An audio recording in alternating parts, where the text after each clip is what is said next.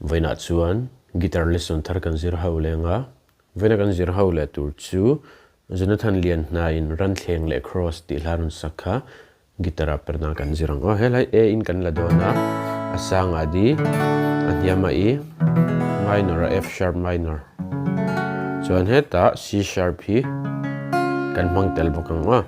heti hian kan strumang down up down up kha atop up zo hana bul chang bokin down up down up ti hana kal zelang rang dawin kan zom kal zelang hano down up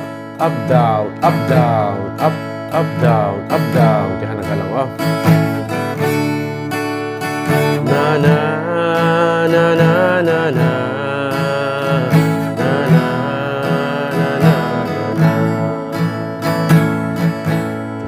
changin ala pumpui jugan strum leng alanan karon play mil lenga uluk devin lo ngai thale don nya